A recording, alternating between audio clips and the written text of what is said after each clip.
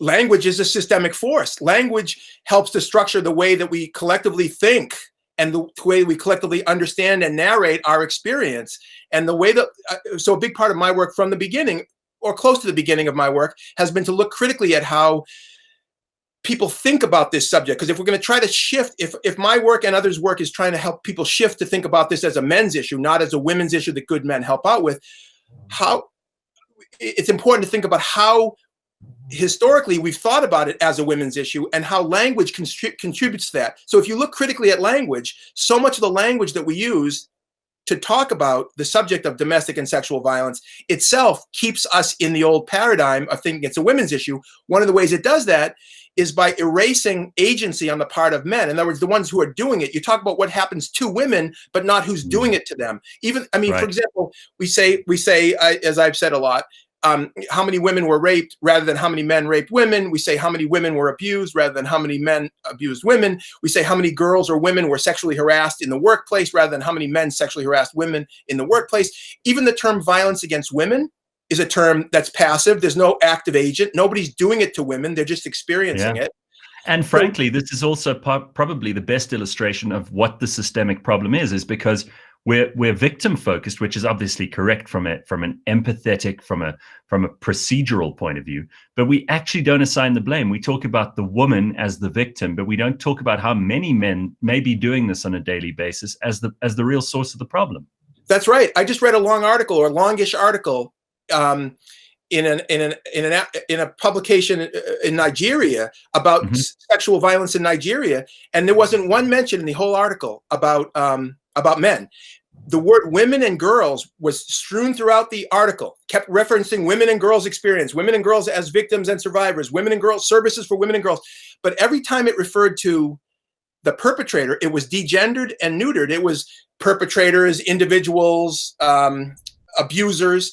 And again, I don't think it's anti-male to just be honest about this. I think that's BS, by the way. No, sure. I completely agree. I think we've largely managed to discredit those arguments from a certain quarter of the intelligentsia who believe that somehow any stance you take, which is pro-women, which gives women agency, and which also assigns blame, that somehow that's an anti-men stance is kind of ridiculous, right? It is ridiculous. And I have to say, Gareth, one of the I think this is an important point, especially for men listening and men engaging in this, in these kinds of dialogues, that from the earliest days of the modern, if you will, pro-feminist men's movement, or men engaged with being supportive of feminism and gender justice and gender equality, people like myself and others have made the connection between men's violence against women, men's violence against other men, and men's violence against themselves. In other words, anybody, like some men will say in response to these kinds of discussions, well, what about violence against men? What about all the men who have... Of course, there's violence against men, but most of the violence against men is done by other men. And the same system, again, the same system that produces men who abuse women also produces men who abuse other men. The same, when I say system, the same ideology about manhood, the same socialization of boys and girls. But again, we must be careful again not to fall into the trap that, the Black Lives Matter movement falls into, where it says, oh, well, only violence against Black people from white people is the problem. And we all know that is not. It's only a part of the problem. And similarly here, we don't want to end up having an argument with people who think that it's the same thing when you talk about sex and gender violence as it is with race. Right. No, I mean, again, these are, just in fairness, these are tricky issues because the politics around them are somewhat different than a more serious, sober intellectual discussion. Let me ask you about that, because in America at the moment, you don't have the levels and the extreme and very violent situations to the degree that we have in South Africa, for whatever reason.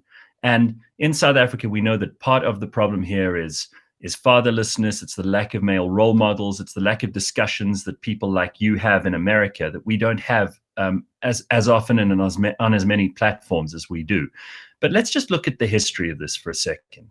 I mean, men really have only been behaving appropriately and in a humane way towards women for maybe 100 years, because before that, I don't know if there even was such a thing as consensual sex. And generally, the story of humanity for at least the last 2 millennia has been a fairly violent one. And we can't imagine that before that it was any better. It was probably even worse.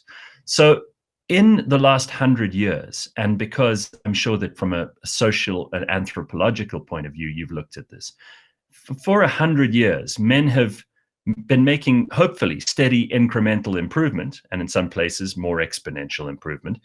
But for many women, it's still not enough. They're still treated no better than their great-great-grandmother might have been.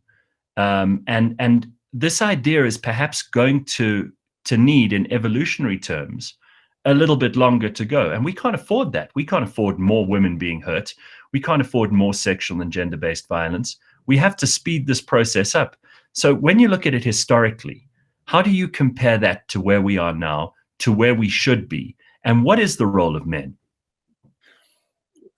Well, I appreciate that's big picture thinking. I mean, yes, it's taking decades, and it will take probably hundreds of years to undo some of these structures that are deeply rooted in the last 10,000 years of, recorded human history and civilizational history. And so you can't be naive to think that overnight or even in a few years, we're gonna radically shift history in that way. Although I have to say, having just said that, the changes that have happened over the past 50 years, the past half century, have been unbelievably dramatic. Absolutely. Right. And we should be proud of that as humanity. That's right. We should be. But knowing that this is a long struggle, and Right. You're right. You can't, like, some people are impatient, and they should be, that it should be changed yesterday. It should be changed tomorrow, not 10 years or 50 years in the future. And some of the problems of humanity are compounding with compounding on top of the existing problems. There's all kinds of other problems that are awaiting us, environmental calamity and everything else. But so we can't wait, if you will, in that sense. But it's an enormous undertaking. I think that men have to be centrally involved in this, because men continue to hold most social, political, and economic power in the world. Women have made enormous progress around the world in challenging sort of men's monopoly on various kinds of power and authority. There's no doubt about that. And that's one of the great stories of the past 100 years, and it will be the next one of the great stories of the 21st century.